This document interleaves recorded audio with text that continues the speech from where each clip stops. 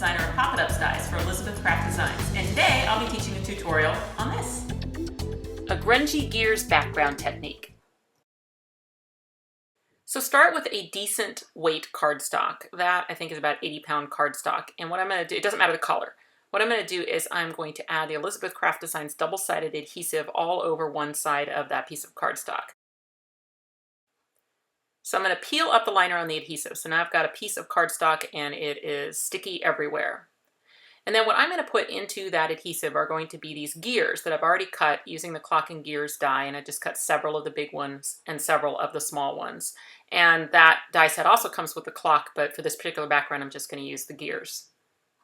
Then all I'm going to do is I'm just going to start laying those gears down into that adhesive, and they can kind of go anywhere in there that you like, and in any kind of pattern. So I'm going to do kind of a random pattern with mine.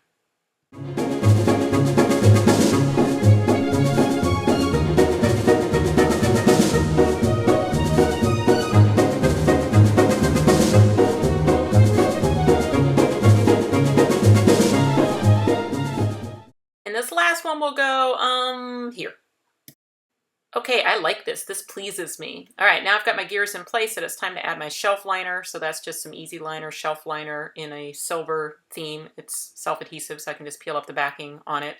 And all I'm going to do is just place that right over the top of the entire piece. That's why I said the cardstock color does not matter a bit. You could use any color or random colors. Stuff from your scrap bin doesn't matter because you're not going to see it. And I'm just going to use my brayer to roll that shelf liner right over the top. Okay, now you can kind of see the gears in there. There are lumps right now, and that's okay because we're going to use the dies themselves to define those gears. But what's going to make it easier for me to find where to line up those dies is to actually take an embossing stylus and go in and at least find kind of those interior holes on each gear, because that's what's going to allow me to pretty easily see where that is to put my dies in place. So I'll have to do several passes of this, but basically, just get close. It's not really important that it's exactly over the top, but that lump underneath is going to really help later on for resisting the paint. And also it will make it so that your die cannot cut through the entire piece. So it's just going to basically etch the edges of that die right down into the piece. So you can see that. And that'll be great because it'll capture some paint in there too. All right, now I'm just going to repeat that. I'm going to do that a bunch more times to get all of those gears on my piece defined using the die. I just have my regular sandwich. That's my magnetic platform in the Big Shot, and then a cutting pad. And then, like I said, I'm using a regular cutting sandwich because it doesn't matter. It won't cut all the way through. There's too much thickness there for that.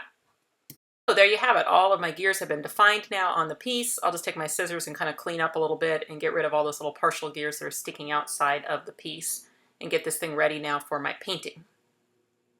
Okay, what paint am I going to use? I'm going to use the Tim Holtz Distress paint in the Black Soot is the color of it. And all I want to do is a dabber, so I can just dab that on. I'd rather dab than smear. I have found that really when you smear, you're going to end up with those lines all over your piece. And so really it's much better to dab it. So I'm just going to go on and dab until this entire thing is covered with paint. So all you're going to really need to finish this technique, and by the way, I would suggest working on a silicone craft mat because it does get a little messy once you get all the paint on there. It's kind of everywhere.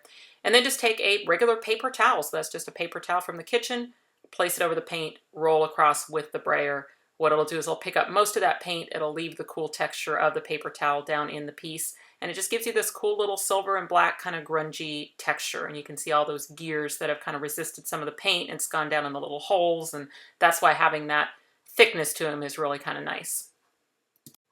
When the paint dries, it does get a little bit lighter. You can see here, this is the one where the paint has dried. Now what can I do with that? Lots of things. I'm going to show you a card that I use this technique on. For the front, I use the background where I also actually put the clock from the same clock and gears die down into the lumps as well. So you can experiment with different dies being your lumps. And then you can also use the background to die cut pieces. So I could die cut the bathtub out of one of my backgrounds. It was hard to die cut because of course it's many layers. So you're going to have to use a big open die and pass through a few times, but it will die cut. Just might take you a couple extra passes. So this is my artsy piece for the February Designer Challenge. You can find a link to the blog post in the About section. If you are a Facebook user, I would love it if you would like my Facebook page, Karen Burniston Designer. And you can always subscribe to the YouTube channel and find buying information for the dies at ecraftdesigns.com. And as always, you can find more ideas on my blog, karenburniston.com. Thanks for watching.